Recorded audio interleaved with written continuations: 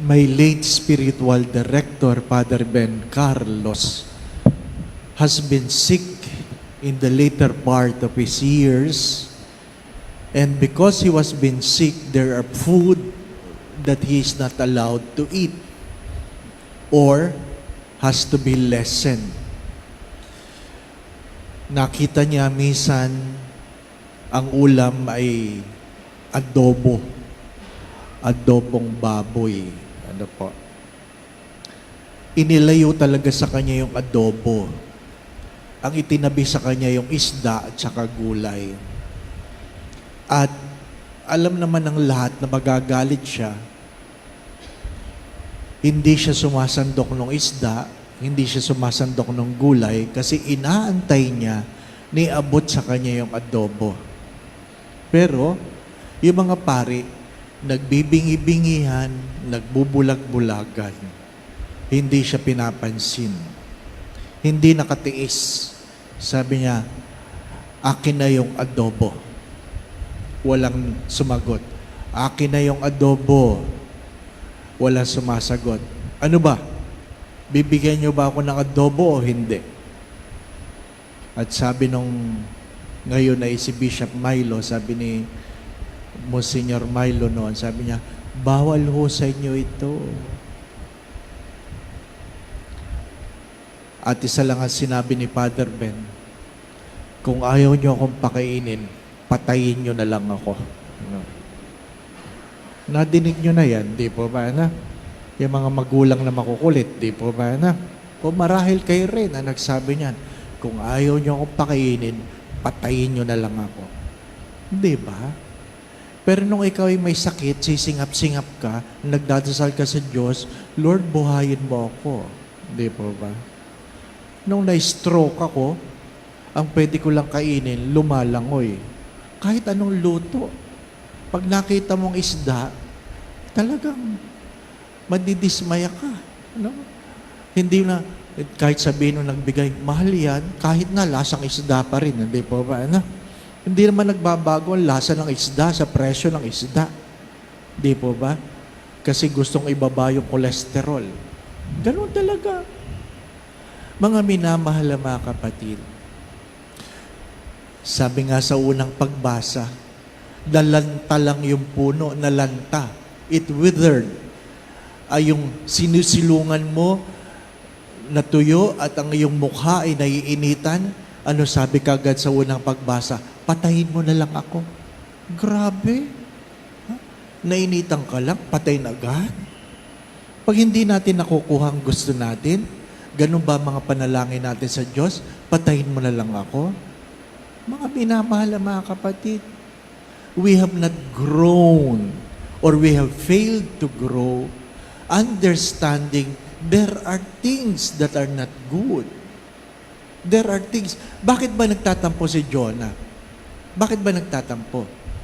Kasi hindi tinuloy ng Diyos ang paggunaw ng Ninive. Pinadala siya ng Diyos doon. At sinabi, pag hindi kayo magsisisi, gugunawin ko kayo. Ano problema ni Jonah? Nagsisi. O hindi ginunaw. Di po ba? Ano pakiramdam marahil ng propeta? Ay, nagmukha akong sinungaling. Ano pang mukhang ipapakita ko? Magandang pagtunan ng pansin ito. Dahil ba hindi mo nakuha ang iyong gusto? Magtatantrum ka sa Diyos? Sino sa atin ang madalas magtantrum kahit matanda na? Ang tatanda na, nagtatantrum pa. Di ba? Wala tayong natutunan. Wala tayong natutunan, mga minamahal mga kapatid. Kaya nga po, ano sabi ko nung Lunes? Kung ikaw ay nagdadasal at napapabayaan mo ang iyong kapwa, abay suriin mo ang iyong moralidad. Kung ikaw ay nagdadasal at ang iniisip mo lang ay iyong sarili, suriin mo ang iyong moralidad. Ano bang mas mahalaga? Ang gunawin, ipagkaloob sa iyo ang iyong panalangin kumpara sa isang bayang gugunawin ng Diyos na nagsisi naman? Maliwanag yun, hindi po ba, no? may pilgrimage ako sa Holy Land. Ngayong October 15 to 26 ay may gera. Ay hindi tuloy. Hindi tuloy. Ha? May mga grupo din na kasabay namin, hindi tuloy. Hindi po ba? Sabi ba naman ng isang grupo, ano po, nakakainis, hindi tayo tuloy. Hindi ba? Sabi ko, may gera eh. Hindi ba? Ang inisip mo lang, matuloy. Hindi mo inisip yung gera. Hindi ba? Kasi Father, nakaplano na eh.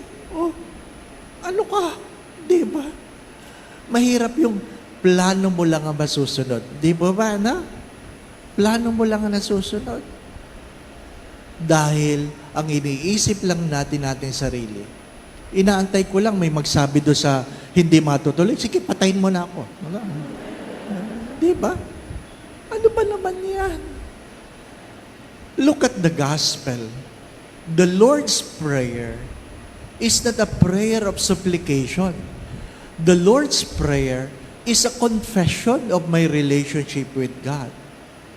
Father, tanggap mo na siya'y mabuting ama. Hindi lang siya mabuting ama, alam mong siya'y banal na ama. Alam mong ipinagkakalob niya sa iyo ang iyong ikabubuti, hindi ng iyong gusto lamang.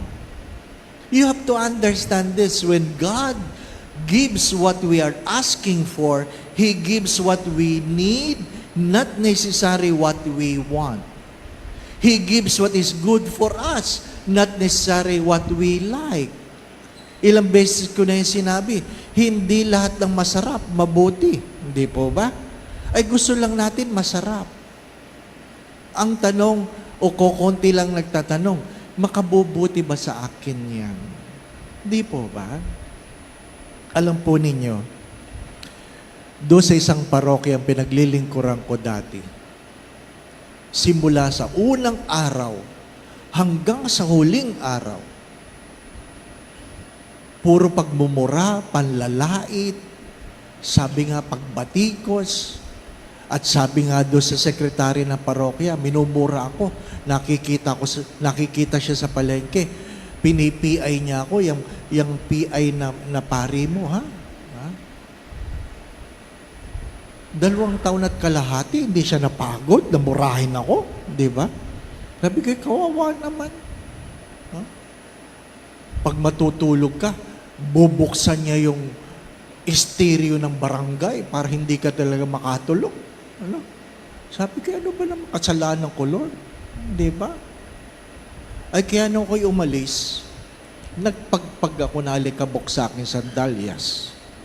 Ay kasi sabi ng Diyos pag ayaw kang tanggapin, magpagpag ka ng alikabok. Nagpagpag ako. Oo. Lord, aalis na ako. Huling araw. Lo and behold, after 1 month, he was shot dead in front of the church. Pinuntahan pa ako ng pulis doon sa kasunod na parokya. Father, nabalitaan mo ba siya nabaril?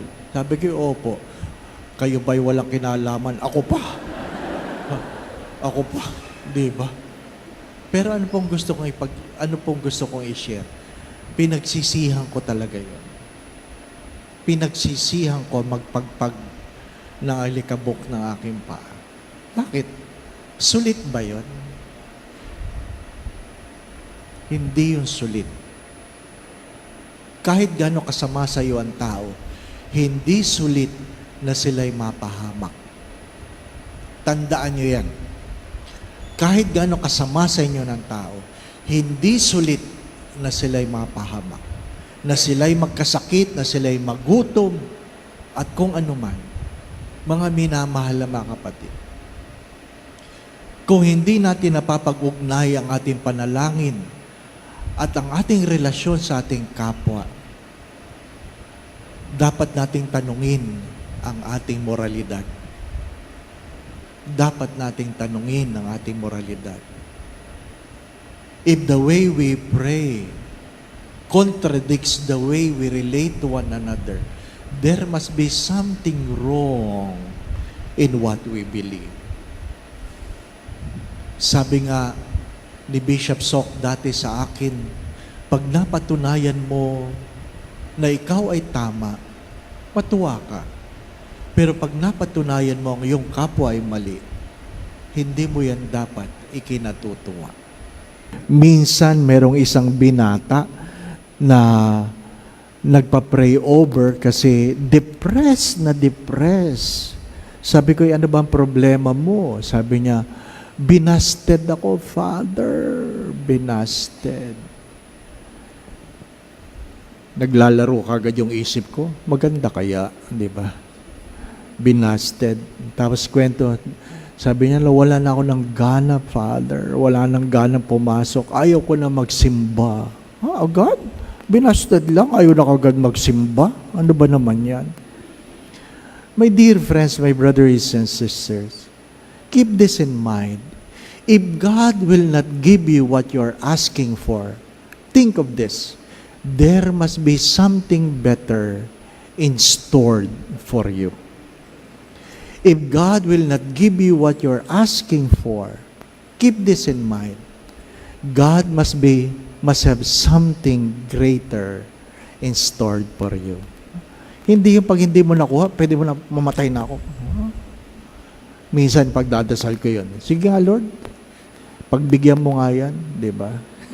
Di ba? Ano? Sabihin nyo lang sa akin, magaling ako sa ganyan. Oh. Sabihin nyo lang talaga, Father, gusto ko nang mamatay. Pray-ibor ko kayo. Ano pa? Sabi nung isang matanda, Tay, ilang taon na kayo? Sabi niya, 92. Wow, nakakatuwa naman kayo. Sabi niya, feeling ko, Father, nakalimutan na ako ng Diyos. Ano gusto niyo? Kunin na kayo? Sabi niya, kasi Father, lahat ng mga kaklase ko patay na. Alam ko, kailangan niyo ba sumama pag namatay ng mga classmate niyo? Ha? Sabi ko, sige po, pagdadasal ko. Lo and behold, the year after, namatay. Gift ko yata yan. Ano po? Sabihin niyo lang. Sabi nung anak, pare yung anak magmisa ka dito. Ikaw ang dahilan nito. Ako? Nag-request yan. Pinagdasal ko lang. Diba? Again, my brothers and sisters, if God will not grant what you have been asking for, keep this in mind. There must be something better for you. The Lord be with you. And with your spirit. And may Almighty God bless you and your family, the Father, the Son, and the Holy Spirit.